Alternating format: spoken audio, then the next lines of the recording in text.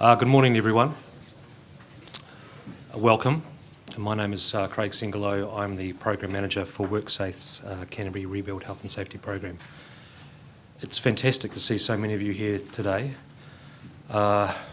When we put the invite out for this event, I think it was 3 weeks ago, we sold the room out in 3 days. It's an incredible response, and I'd like to tell you that this does not happen throughout the rest of the country, that what you guys are doing down here is pretty fantastic, and it's great to see so many of you here today. We realise you have a choice. You could be in bed still. I know some of you prefer to be, but you've come here and we really appreciate it.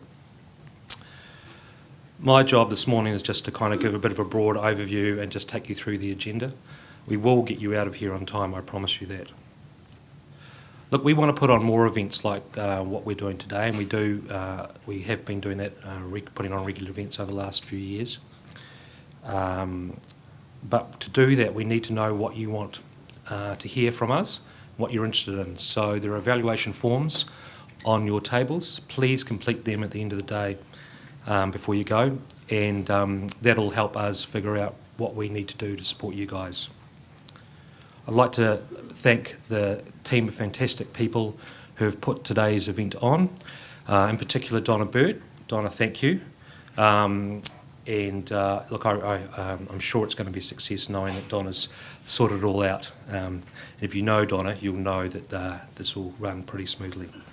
But it wasn't just Donna. Jess Young, Emily Roy and Kate Wright have been heavily involved in making this a great event this morning. Well, let's hope so by the end. I'd like to thank ACC for their sponsorship. We've been working closely with ACC over the last few years, and we really appreciate their support of what we're doing here today. I'd also like to thank the speakers, other speakers that are speaking this morning, Michelle Buxton and Nick Jones from WorkSafe, and Michelle from Fletchers. I'd like to thank the stallholders. As you came in, you'll see there was a number of stallholders just as we come in through the doors. Look, those guys are an excellent source of information, so please take the time at the end here just to look at what they've got and have a chat with them. We really appreciate them coming here this morning. Before we kick off with Donna, I just want to make 3 key points about today's topic. Occupational health is a real issue.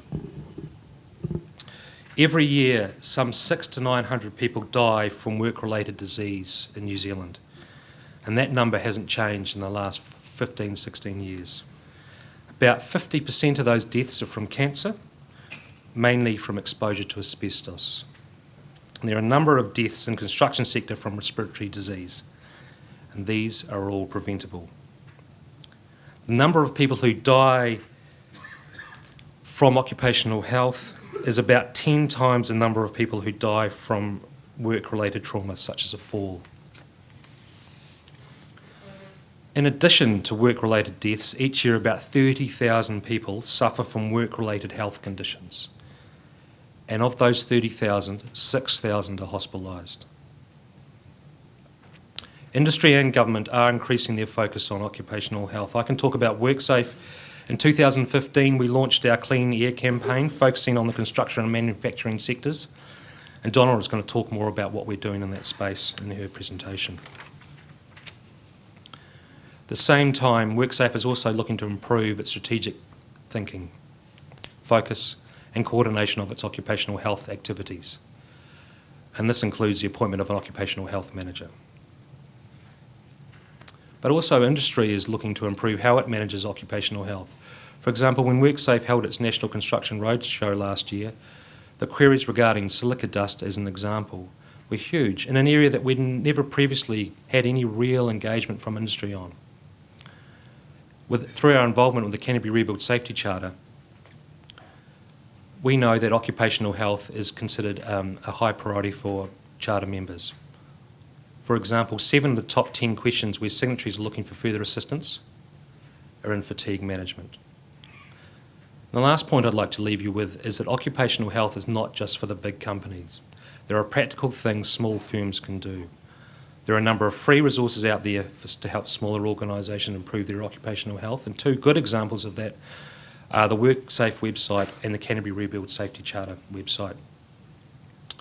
In particular, I'm pleased to that we're launching today the How to Manage Alcohol and Other Drugs in the Workplace fact sheet for the Charter. This little puppy can be found, I think, by the coffee machine outside as you leave this morning. So this is fresh off the printer as of 4 o'clock yesterday, and it'll be available on the new Charter website in the next couple of weeks.